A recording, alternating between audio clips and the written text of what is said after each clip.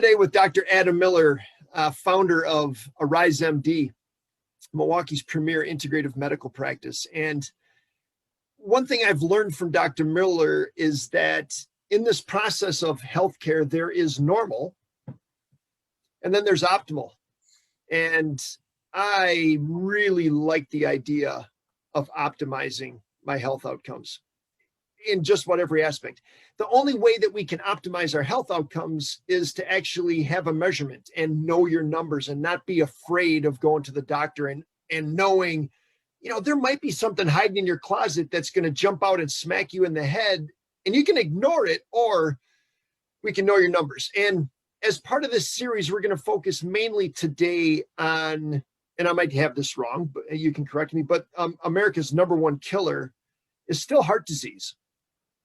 And so we're going to talk about, what do we test? What are the important measurements to test, intervene, and then retest to make sure that we're moving in the right direction pertaining to cardiac health?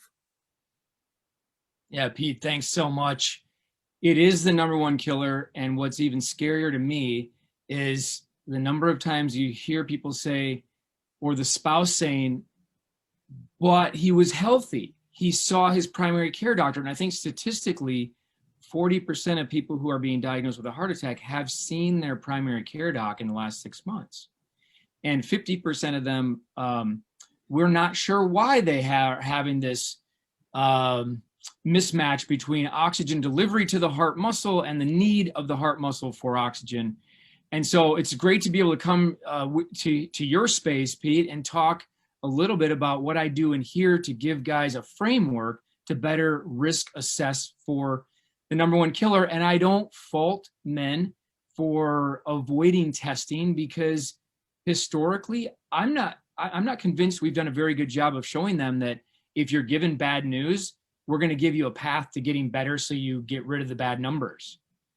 I really do think historically we've just been really good at delivering bad news and suggesting or flat out telling people you're going to be a part of this medical center for the rest of your life now.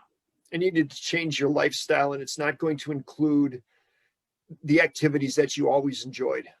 Yeah.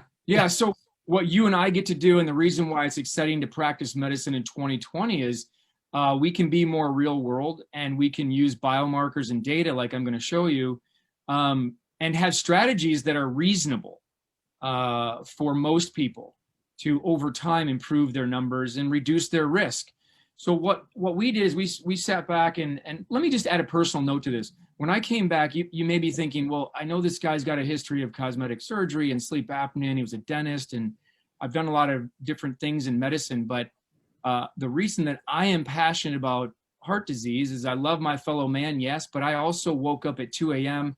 on the floor of my condo downtown in Milwaukee 6 months after getting back from Borneo with a heart rate of 220 and crushing chest pain. And I was taken to the emergency room by an ambulance, and I thought I was having the big one. What it turned out to be was pericarditis that was probably linked to thyroid disorder, which was probably linked to intestinal parasites.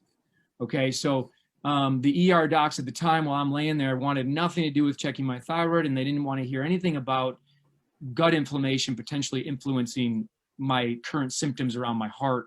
And that started me on a journey of really looking at how to avoid pericarditis and overall how to keep my own health, my heart healthy. So now I get to do that for others. And Pete, I'm going to share the screen here. And what we can do is we can give your audience access to this in PDF form.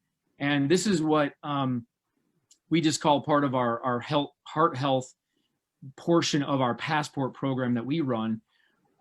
But it's a list, and I'll run through this, of the numbers that we think you should know and you should track.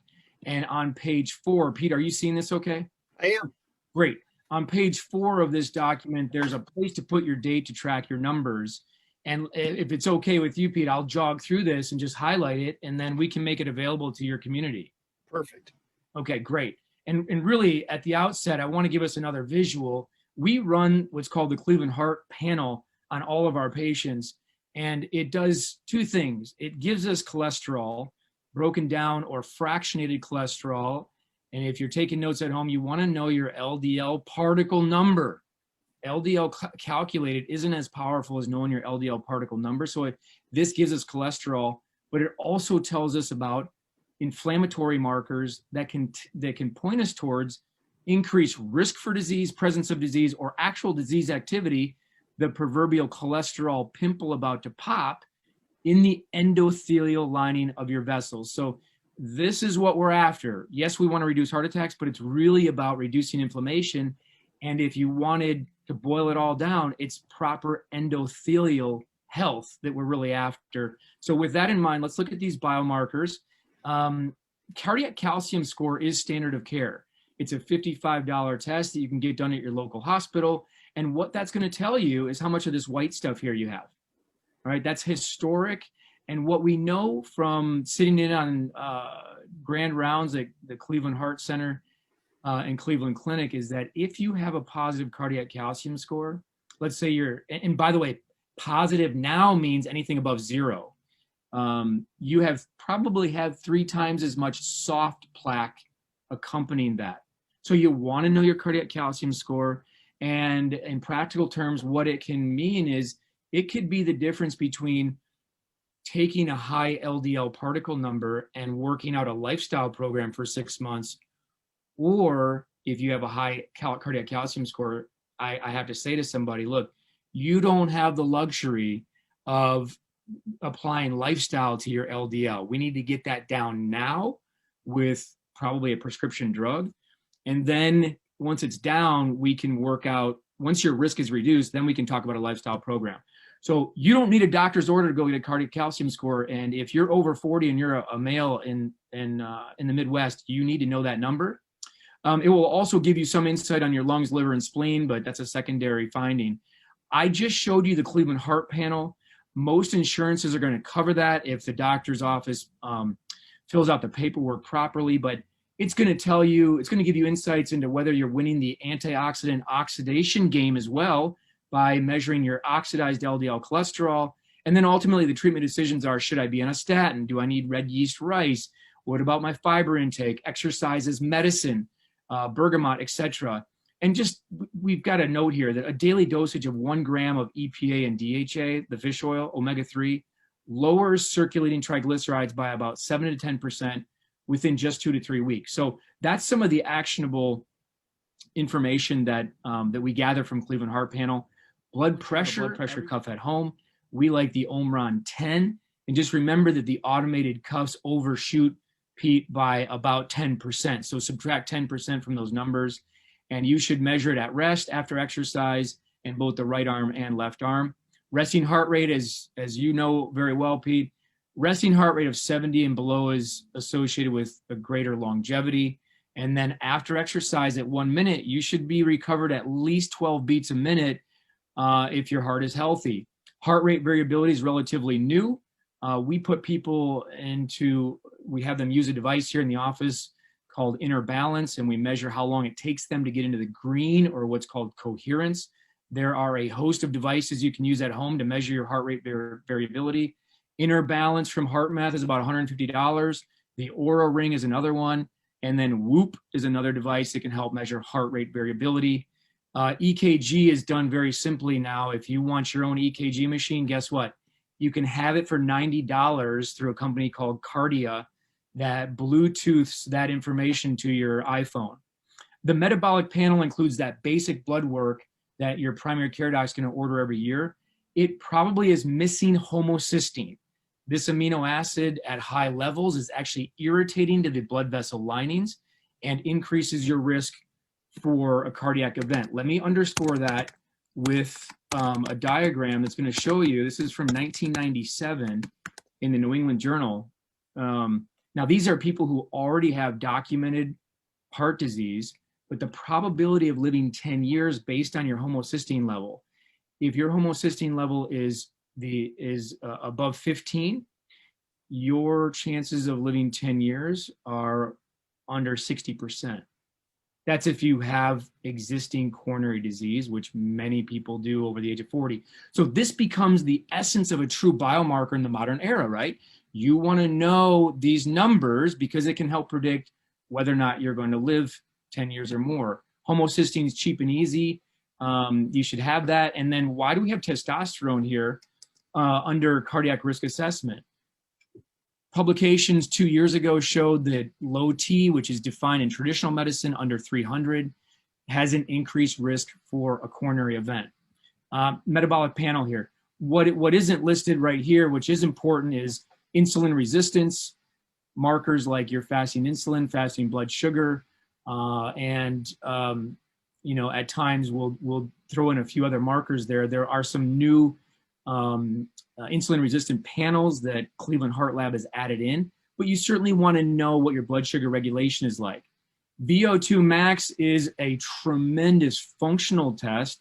Not everyone has access to that. If people are interested locally, we have a nice relationship with Marquette University to get that done.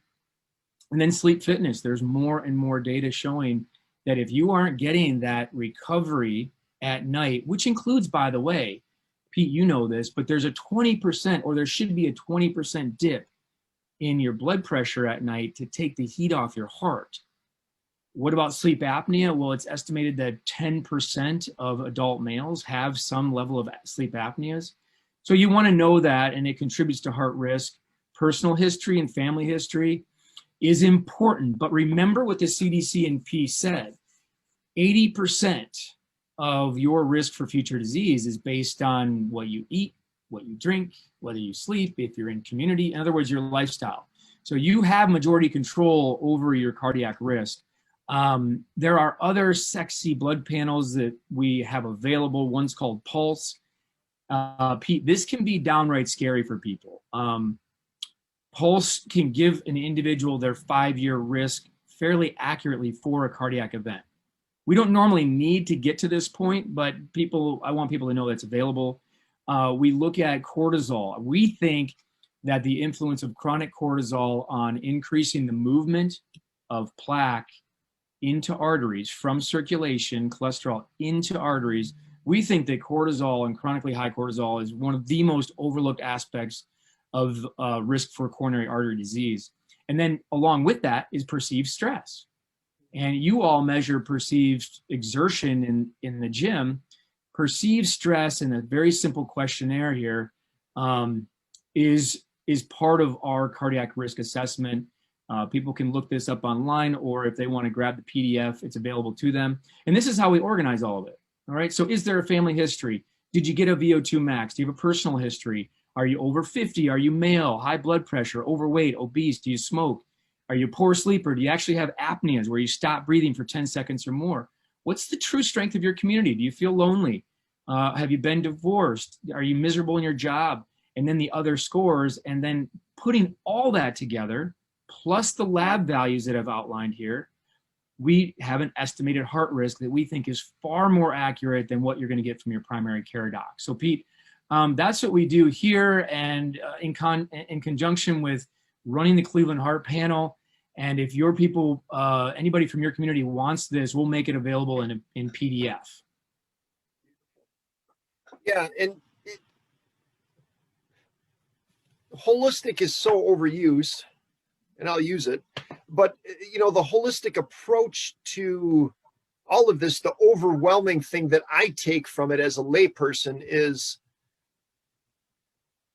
there's many different things. So we're going to measure this, and then there are a number of, some may seem like large changes, but many of them are small changes that will all contribute to lessening the amount of inflammation in your system. Yeah, it really does come down to that, Pete. We need to move the discussion from heart risk to endothelial health. What does it mean to have a healthy lining of your blood vessels? And that brings up things like nitric oxide and inflammation. And it really is about reducing inflammation. And the piece that's not on here, Pete, and maybe it comes out a little bit through the perceived stress score, is the metaphysical influence on the heart. Literally, what I do verbally here is try to dig into how are you actually doing in the metaphorical heart? How are you doing in terms of loving yourself, loving your journey each day? And we know that the heart puts out to the brain 10 times more electrical energy than the brain does to the heart. The metaphysical component about how you feel about yourself and your journey really is a big piece of this as well. But look, this is what we call our dashboard. You build out these numbers, it tells you where you need to prioritize things, and then you can systematically go through and start to fix them. One question that comes up a lot is, well, what if I do have a cardiac calcium score that shows a bunch of calcifications in here? Could I actually reverse that? And we've seen cases where it can happen. We've seen a lot of cases where it doesn't need to happen. Those calcifications are stable. They're not at risk of popping the proverbial pimple here and getting a blood clot. Most people can tolerate this very well. You just don't want that process to continue to a point where the vessel gets really hardened and then blood pressure is uncontrollable. But even coronary artery calcifications, we've through things like chelation agents or even kyolic or aged garlic at 1.2 grams a day can over time help reverse some of that. So you can get some cleanup. But look, insurance is covering the majority of this stuff. You're not talking about thousands of dollars of investment on building your diagnostic dashboard. And then it gives you a framework. You go to work, you get day one, you get your baseline. You go to work, you work with Pete. We can give you some metabolic things to change up. You remeasure and you start to see those numbers change. And you can know that you are doing everything possible to reduce your risk for the number one killer. And then you can get on with your life and enjoy yourself, not worried that you're going to end up like Tom at the office who went out for a jog and dropped over dead. Can you believe it? It's time to end that fear. You know what I'm saying, Pete? I'm with you. This is a great start to looking at the importance of knowing your numbers, then getting expert instruction with how to move the needle on those numbers, and then retesting to know that what you're doing is working. And many of these things are subtle artistic levers that need to get pushed or pulled, and you can make a huge difference. But if you ignore this, they call it the silent killer for a reason. Yeah, you become another statistic and you're in the ER and your spouse is going, I don't understand. We thought he was healthy. He had a checkup. Right. Everything was fine. But you can change it. You have much more control than you think. And we're happy to help people do that. All right. I appreciate your help, Adam. Appreciate you too, Pete. Thank you. Peace.